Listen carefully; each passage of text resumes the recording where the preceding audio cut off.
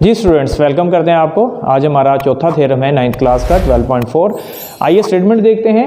Any point on the bisector of an angle is equidistant from its arms. किसी भी angle के bisector पर कोई भी नुक्ता हो तो वो उसके आर्म्स से इक्विडिस्टेंट होगा। ये हमने प्रूव करना है। मैंने आपको बार बार कहा कि आपको सबसे ज़्यादा अहम काम है जी इस स्टेटमेंट को समझना। जब आपको स्टेटमेंट समझ आ जाती है तो आप थ्योरम को सॉल्व कर सकते हैं। आइंस्टाइन का कहना है कि जब आप मुझे 1 घंटा दें और कोई भी प्रॉब्लम दे दें उसको सॉल्व करने के लिए, तो मैं क्या करूंगा 59 मिनट्स में सिर्फ उसको समझने में लगाऊंगा और 1 मिनट में मैं उसका सोल्यूशन बना लूंगा। तो हम इस स्टेटमेंट को समझते हैं। Any point on the right bisector, किसी भी एंगल के राइट बाइसेक्टर के ऊपर कोई नुक्ता होगा, राइट बाइसेक्टर नहीं, एंगल के बाइसेक्टर पर कोई नुक्ता होगा तो वो उसके आर्म से इक्विडिस्टेंट है। तो हम क्या करते हैं, की पॉइंट्स बना लेते हैं।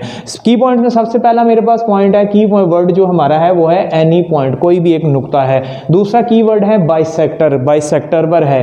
कहाँ पे बाइसेक्टर? एंगल के बाइसेक्टर पर। और अगला चौथा मेरे पास जो कीवर्ड है वो है इक्विडिस्टेंट। वो इक्विडिस्टेंट है कहाँ से?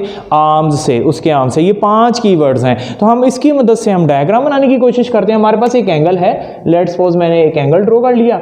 ये मेरा एंगल है जी, इसका मैंने नाम रख दिया AOB। लेट्स सपोज मैंने 60 डिग्री का ही बना दिया। अब AOB मेरा एंगल बन गया। अब मैं क्या करता हूँ, एंगल का बाइसेक्टर ड्रॉ करता हूँ। एंगल बाइसेक्टर ड्रॉ करना मैंने आपको बताया हुआ है, फिर से बता देता हूँ। आप इस पॉइंट पे कंपास रखेंगे, अपनी मर्जी से कंपास खोल के ये एक आर्क लगाएंगे। अब इस पॉइंट पे रख के एक आर्क लगाएंगे और एक इस पे रख के आर्क लगाएंगे और इस पॉइंट को इस पॉइंट से मिला देंगे। ये मेरा बन गया एंगल बाइसेक्टर। ये हमारा जो असल में बना है ये है OM, angle bisector of angle AOB, angle bisector of angle AOB। अब इस पे एक पॉइंट है P, यहां से हमने प्रूव करना है इस पॉइंट से हमारा जो इस आर्म का डिस्टेंस है और इस आर्म का डिस्टेंस है, ये हमारा हो गया Q और ये हो गया R। ये हमारा इक्वल है, ये क्योंकि परपेंडिकुलर है इसलिए हम यहाँ पे परपेंडिकुलर का साइन है। तो ये इसकी डायग्राम है।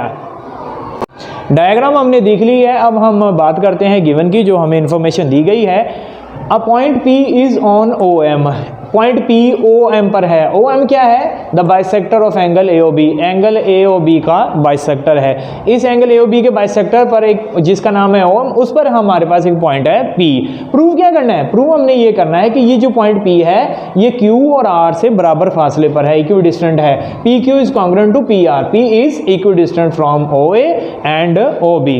कंस्ट्रक्शन क्या है, हमें इसमें करना क्या है? हमें करना क्या है जी, हमें ड्रॉ करना है PR परपेंडिकुलर OA पर, PR हम OA पे ड्रॉ कर लेते हैं परपेंडिकुलर, और PQ हम ड्रॉ कर लेते हैं OB पर। तो ये हमारी कंस्ट्रक्शन है जी।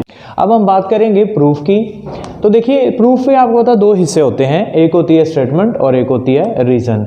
अब उससे हमारे पास 2 ट्राइंगल्स बन गई हैं, एक है POQ एंड POR। जैसे आप डायग्राम में दे सकते हैं POQ एंड POR दोनों कॉरेस्पॉन्डिंग है आपस में, इनमें कॉरेस्पॉन्डेंस है। हमने पढ़ा हुआ है कि 2 ट्राइंगल्स को कॉन्ग्रुएंट अगर हमने प्रूव करना है तो उसके लिए या तो तीनों साइड्स पहली ट्राइंगल की दूसरी ट्राइंगल के इक्वल हो, या पहली ट्राइंगल की 2 साइड एक एंगल दूसरी ट्राइंगल की 2 साइड के एक एंगल के इक्वल हो, या 2 एंगल एक साइड 2 एंगल एक साइड के इक्वल हो, तो वो कॉन्ग्रुएंट होंगी। अब हम देखें यहाँ पे हमारे पास दोनों ट्राइंगल्स में OP मौजूद है, कॉमन है।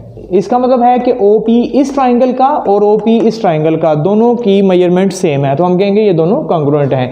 इसी तरह अगर हम बात करें एंगल Q और एंगल R की, angle PQO and angle PRO, दोनों में अगर आप गौर करें एंगल Q जो सेंटर में होता है एंगल उसी पे देखना होता है। R और Q दोनों क्योंकि परपेंडिकुलर हैं, ये हमारे पास बाइसेक्टर बन रहे हैं, परपेंडिकुलर बाइसेक्टर हैं, तो 90 का एंगल बन रहा है। इसी वजह से हम कह सकते हैं कि जी ये एंगल R और एंगल Q आपस में कॉन्ग्रुएंट हैं। 2 चीजें हो गई, एक साइड और एक एंगल। अब एक साइड या एक एंगल और मिल गया तो ये ट्राइंगल कॉन्ग्रुएंट होंगी। हम आगे चलते हैं तो देखते हैं, कहता है angle POQ is congruent to angle POR। Angle POQ ये एंगल O है। जब हमने पहले एंगल बनाया था AOB एंगल, जब हमने शुरू में बनाया था, तो आप गौर कीजिए जो एंगल O है हमारा, ये अगर लेट्स सपोज 60 डिग्री का है, अगर 60 का है, तो हमने उसका बाइसेक्टर ड्रॉ किया था, बाइसेक्टर ने उसको दो बराबर हिस्सों में डिवाइड कर दिया।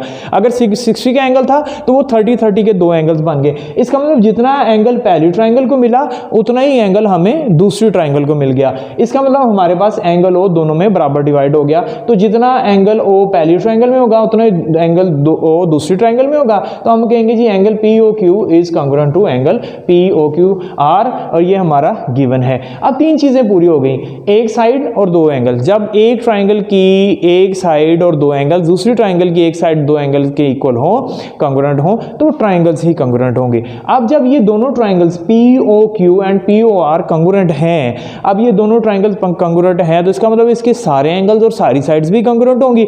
तो इसका मतलब क्या होगा कि हम ये कह सकते हैं कि ये जो साइड है PQ, ये साइड PR के इक्वल है।